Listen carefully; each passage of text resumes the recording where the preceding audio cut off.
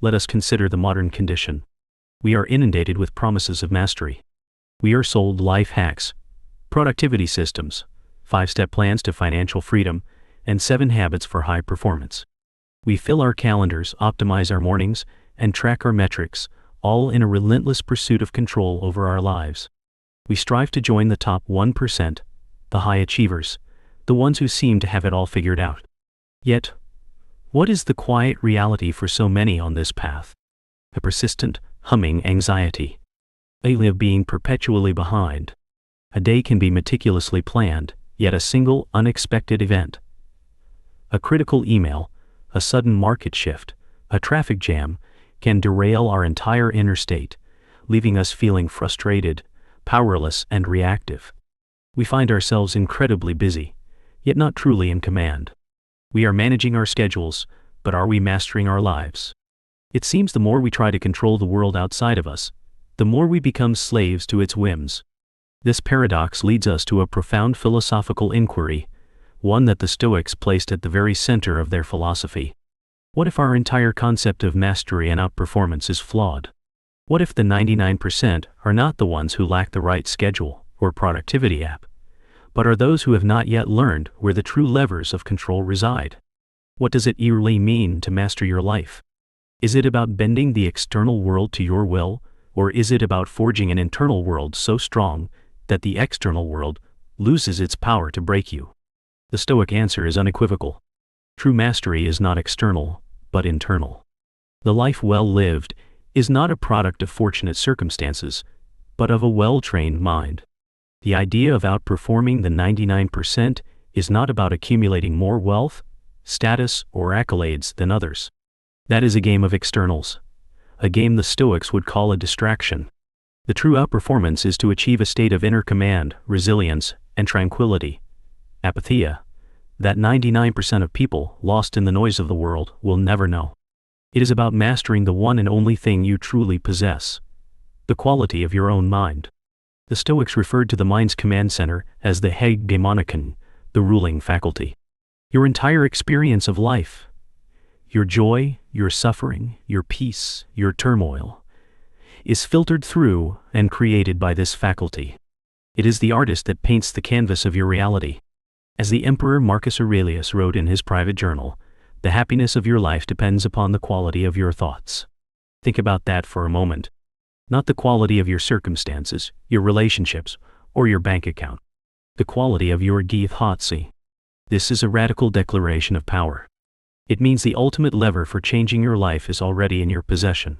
The project, then, is not to frantically rearrange the furniture of the external world, but to train the ruler within. The Stoic life is the training regimen for your mind. This training begins with the most fundamental principle, the dichotomy of control. As Epictetus taught, we must relentlessly distinguish between what is up to us and what is not. Up to us are our judgments, our intentions, our assent to impressions. In short, the workings of our own reason, logos. Not up to us is everything else.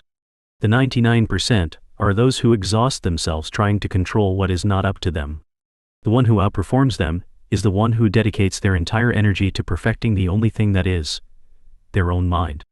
In essence, the Stoic promise is that if you can train your mind to judge events correctly, to remain unswayed by externals, and to align your will with nature, you can build an inner citadel, a mental fortress so secure that no misfortune can ever truly breach it. This is life mastery. This is outperformance in its truest, most meaningful sense. Seneca, a statesman and one of Rome's most eloquent Stoics, provides us with a powerful metaphor for this training. He reminded us that if a man does not know to which port he is sailing, no wind is favorable. Let's translate this for our modern context. The port is a life of virtue and tranquility. It is the state of a well-ordered, rational, and resilient mind. The wind represents the events of life, the praise and criticism, the gains and losses, the successes and failures. The vast majority of people are adrift on this ocean. They have no port. A favorable wind, praise success, simply pushes them aimlessly in one direction, making them giddy and arrogant. An unfavorable wind, criticism, failure, pushes them in another, making them despairing and bitter. They are entirely at the mercy of the weather. The Stoic, however, is the skilled navigator. The Stoic has a clear destination. Because they know their port, they can use any wind.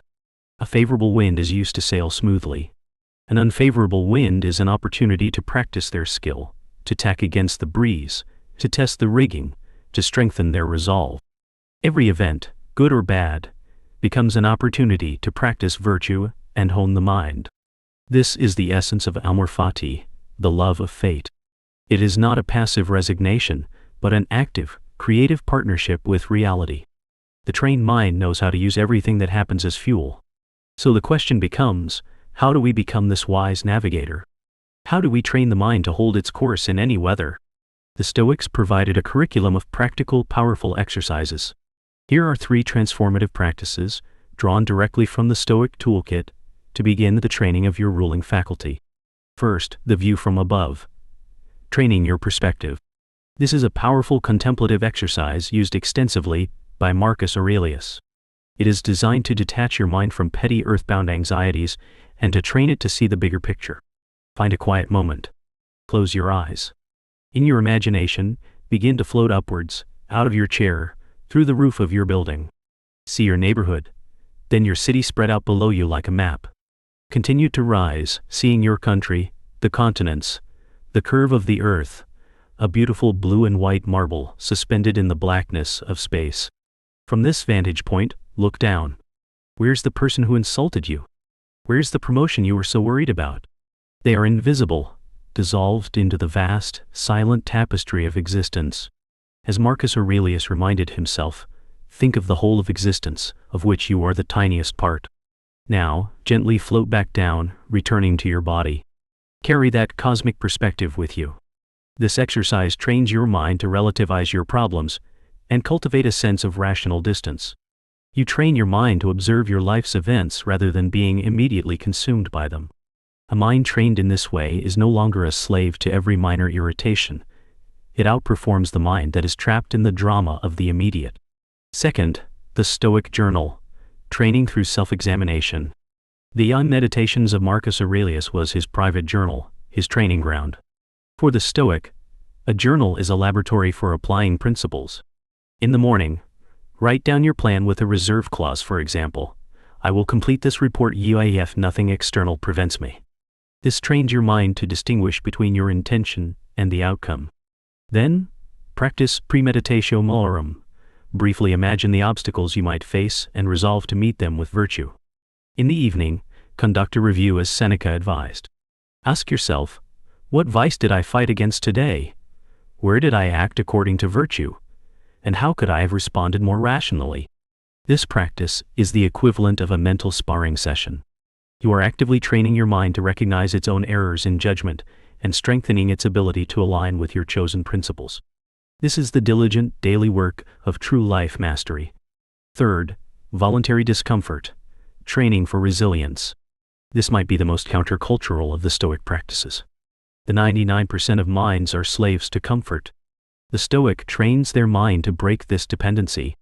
Once a week, deliberately choose to endure a small, safe, and temporary hardship. Take a cold shower. Sleep on the floor. Walk instead of driving. The goal is not self-punishment, it is mental training. As you endure the discomfort, you speak to your mind. Is this what you were so afraid of?